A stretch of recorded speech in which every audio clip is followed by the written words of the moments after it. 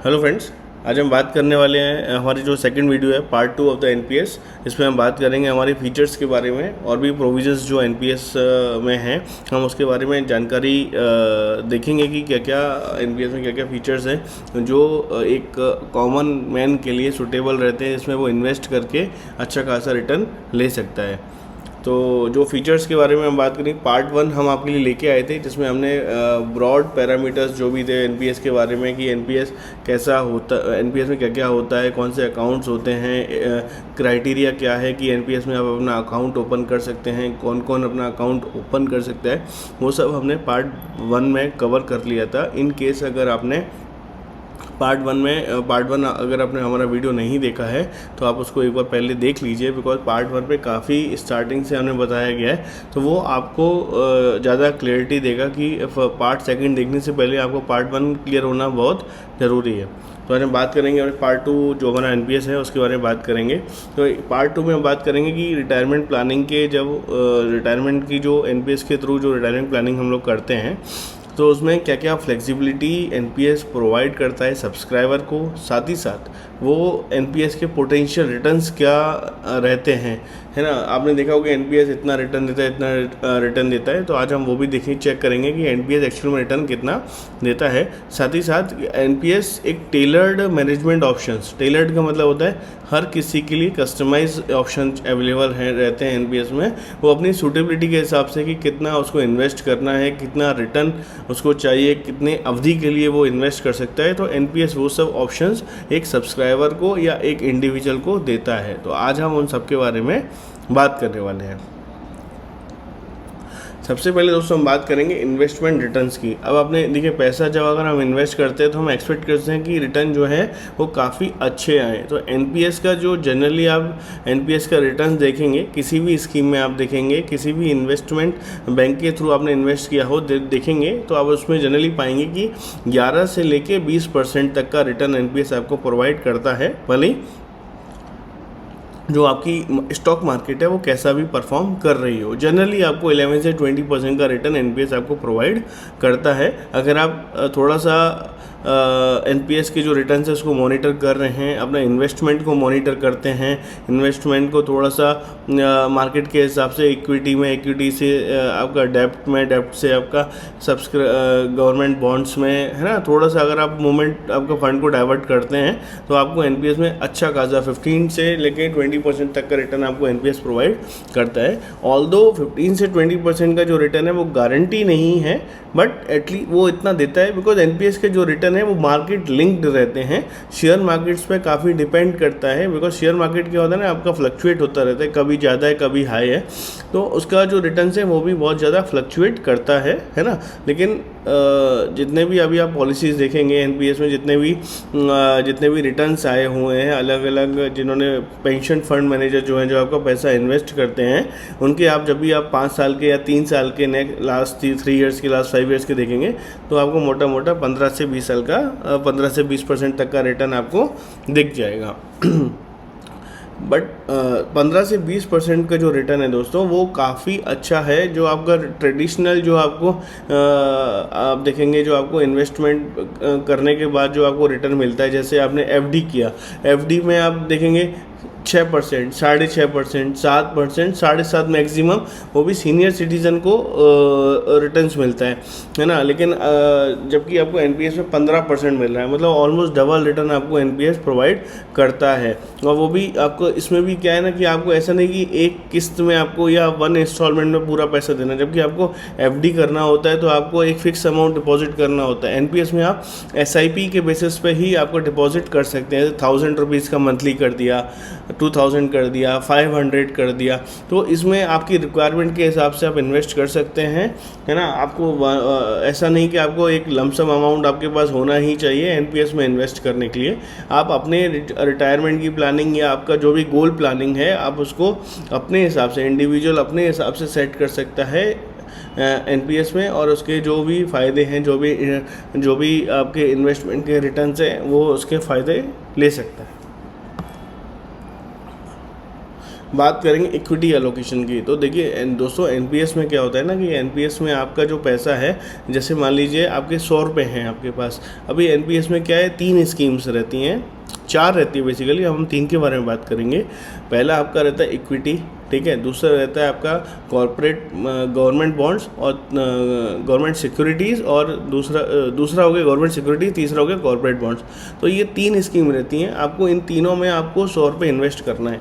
तो अभी क्या होता है ना, इक्विटी में मैक्सिमम 75% से ज़्यादा आप इन्वेस्ट नहीं कर सकते, बिकॉज चूँकि इक्विटी के जो, अगर इक्विटी में आप ज़्यादा रखेंगे तो आपका जो, चूँकि एनपीएस के जो रिटर्न्स है वो मार्केट से लिंक रहते हैं, है ना, तो आपका जो रिटर्न्स है वो भी ज़्यादा वेरी करता है। तो गवर्नमेंट जो आपका एनपीएस जो है ना, वो आपको एक ऑप्शन देता है कि आपको किस में कितना पैसा रखना है, इक्विटी में कितना रखना है, गवर्नमेंट जो सिक्योरिटीज़ है उसमें कितना रखना है, और कॉर्पोरेट बॉन्ड्स में कितना रखना है। मैक्सिमम एक्सपोजर जो आप अपने पैसों को दे सकते हैं इक्विटी में, दैट इज़ 75%, है ना। और वो जो गवर्नमेंट एम्प्लॉयज़ के लिए सीनियर्स है उसमें वो 50% का कैपिंग है, सो दैट कि रिटर्न ऐसा ना हो कि एकदम ही कम हो जाए। देखिए, जब मार्केट शेयर बढ़ती है ना तो रिटर्न्स अच्छे आते हैं तो सबको अच्छे लगते हैं, लेकिन जब मार्केट गिरती है और रिटर्न्स कम होते हैं ना तो फिर सबको बुरा भी लगता है कि मैंने क्यों इन्वेस्ट किया।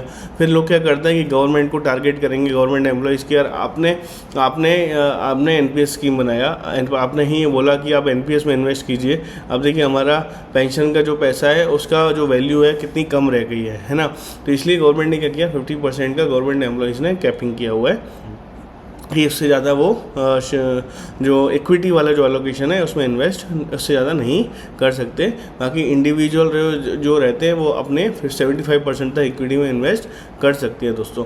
तो देखिए दोस्तों, जो पैसा जो अगर इन्वेस्ट में आपको ज़्यादा रिटर्न चाहिए तो थोड़ा सा रिस्क लेना ही पड़ता है। जो बेसिकली जो ज़्यादा रिटर्न्स जो आएंगे वो आपके इक्विटी से ही आते हैं, है ना।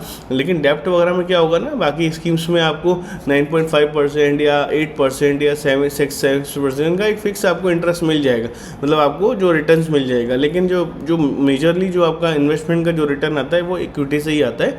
तो अगर आप थोड़े से भी आप उन पैसों को इन्वेस्ट कर रहे हैं जिसमें आप थोड़ा सा हायर रिस्क की साइड ले सकते हैं, तो मेरा जो मानना है वो है कि आपका जो मैक्सिमम जो अलोकेशन होना चाहिए वो इक्विटी में ही होना चाहिए, जिसमें आपको बेहतर रिटर्न आने का उम्मीद रहता है। तो आपका जो 100 रुपये है आपको तीन में डिवाइड करना होता है, 3 जो स्कीम्स हैं इसमें। जैसे इक्विटी में आपने 75% कर दिया, मतलब 100 रुपये में से 75 रुपये 75 रुपीज़ आपने इक्विटी में डाल दिया। बाकी जो 25 रुपये है, ठीक है, 25% या 25 रुपये जो आपके पास है वो आपको बाकी 2 स्कीम्स जो है गवर्नमेंट सिक्योरिटीज और कॉर्पोरेट बॉन्ड्स में लगाना होता है ना। तो इस तरह से आपको फंड आपका जो एनपीएस है वो आपको एक कस्टमाइज इंडिविजुअल को अलाउ करता है कि वो अपने फंड को किस तरीके से इन्वेस्ट कर सकते हैं और वो उसमें इन्वेस्ट कर सकते हैं और अपने जो बेहतर रिटर्न है वो अपना उसमें से ले सकते हैं।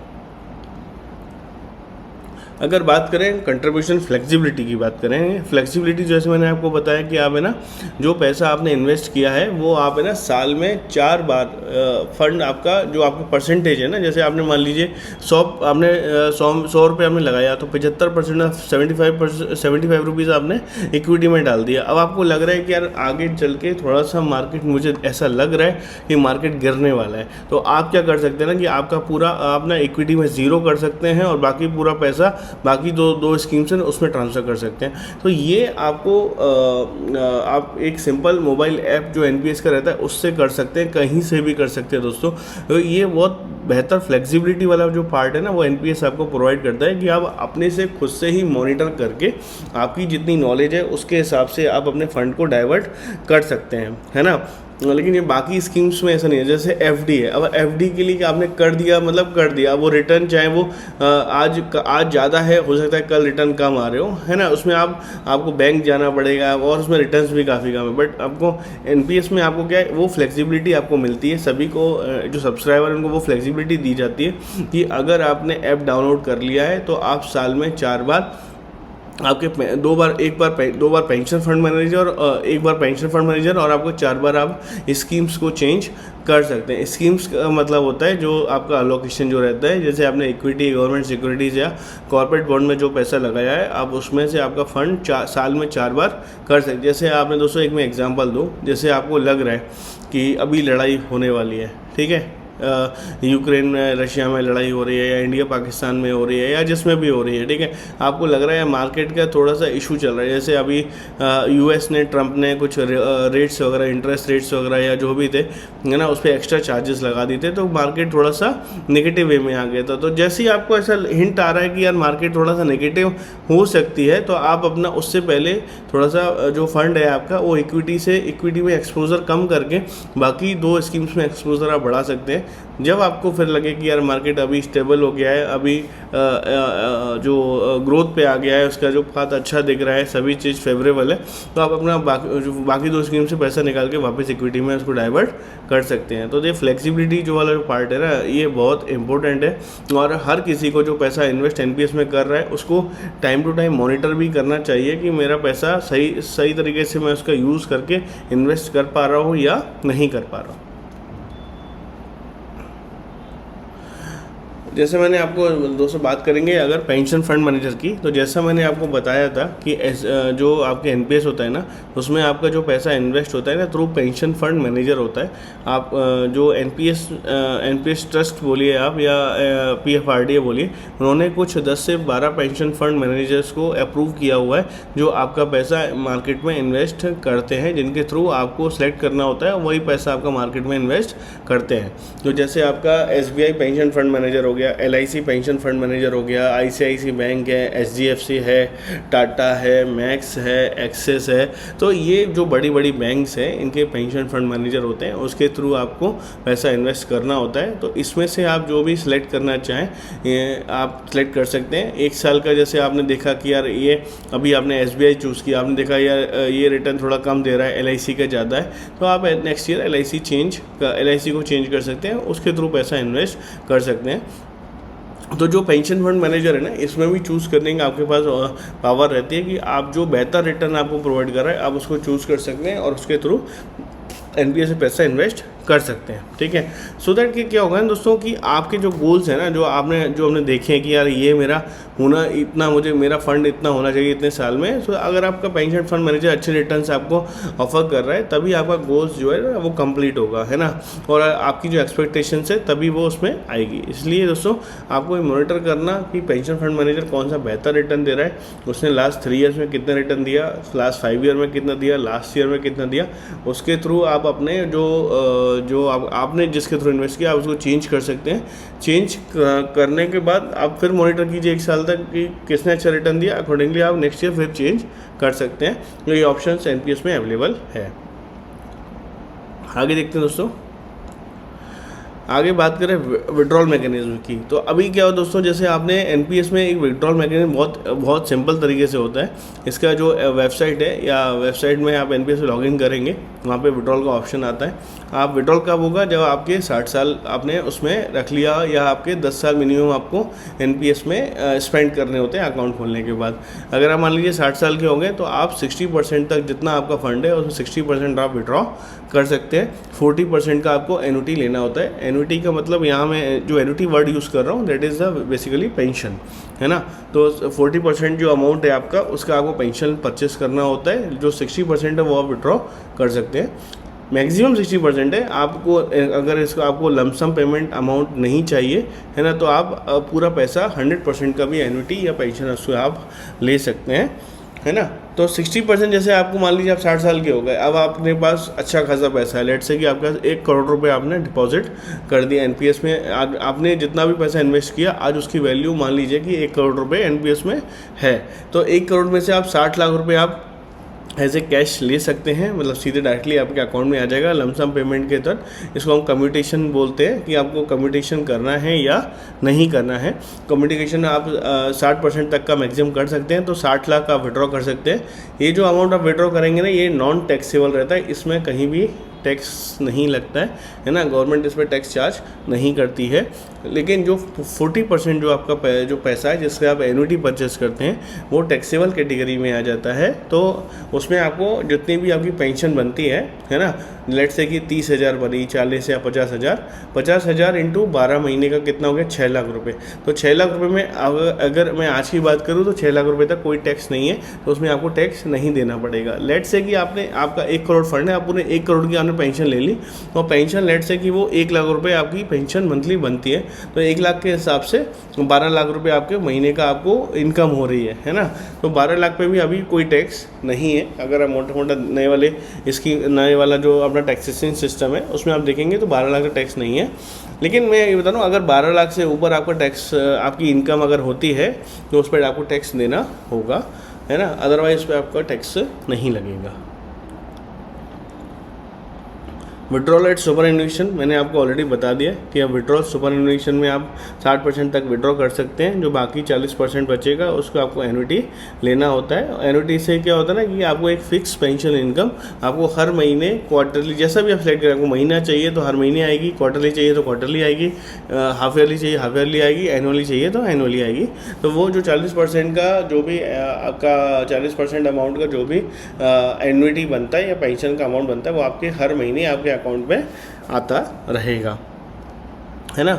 और 60% आप विड्रॉ कर सकते हैं। ये बात रही विड्रॉल एट द सुपर एनुएशन मतलब रिटायरमेंट के टाइम की। उसके पहले भी एनपीएस अलाउ करता है कि आप फंड को विड्रॉ कर सकते हैं, लेकिन वो सर्टेन कैटेगरीज रहती हैं, जैसे आपको घर बनाना है या पढ़ाई के लिए लेना है, स्वास्थ्य खराब हो गया है उसके लिए पैसा निकालना है, तो वो एनपीएस थोड़ा थोड़ा आप अपने कंट्रीब्यूशन का अलाउ एनपीएस करता है कि आप 25% तक का पैसा निकाल सकते हैं।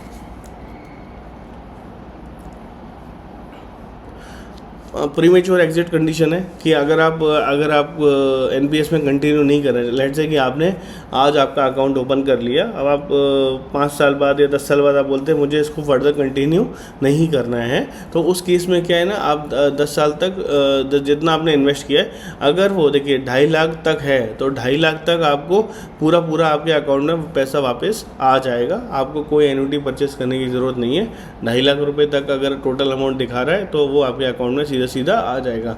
लेकिन यही जो अमाउंट अगर आपका टोटल जो एनपीएस में जो वैल्यू है वो अगर 2.5 लाख से ज़्यादा हो रहा है तो आपको 20% आप निकाल सकते हैं और 80% का आपको एन्युटी परचेस करना ही पड़ेगा। ये ऐसा प्रोविज़न एनपीएस में है ना।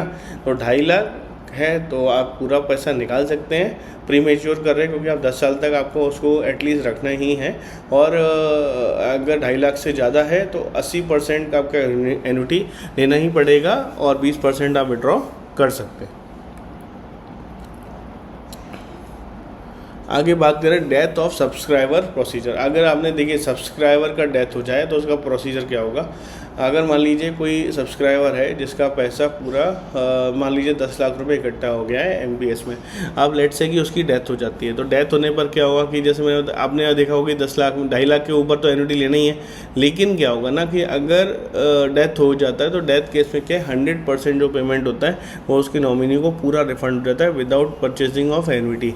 तो क्या होगा उसमें एन्युटी परचेस करने का ज़रूरत नहीं पड़ेगा। 10 लाख रुपये पूरा इन्वेस्ट पूरा जो है वो नॉमिनी के अकाउंट में ट्रांसफ़र कर दिया जाता है। जो भी लीगल हायर होगा या जो भी नॉमिनी होगा जिसके हिसाब से एनपीएस में उसने अकाउंट बनाया होगा उसमें पूरा पैसा ट्रांसफ़र उसके अकाउंट में कर दिया जाएगा। तो सो दैट कि इससे क्या रहेगा कि एनपीएस में क्या होगा, जो फाइनेंशियल स्टेबिलिटी जो बनी रहेगी, है ना, जो भी उनके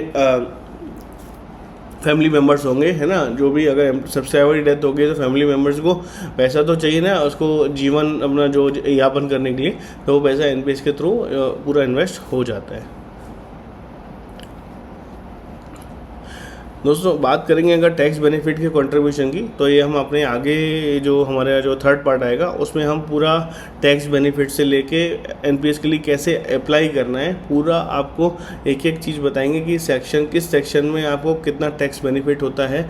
अगर एम्प्लॉयर कंट्रीब्यूट करता है आपके ब्याह पे तो भी टैक्स बेनिफिट होता है। अगर आप अपने से इन्वेस्ट करते हैं तो आप कितने अमाउंट तक उसका टैक्स बेनिफिट रिबेट ले सकते हैं, और एनपीएस के क्या क्या टैक्स बेनिफिट्स हैं, 80, चाहे वो 80 सेक्शंस 80C में हो, 80 CCD 2 में हो, 80C 1B में हो, वो सारे हम नेक्स्ट जो हमारा पार्ट 3 जो NPS का आएगा, हम उसमें सारे टॉपिक्स अपने कवर करेंगे।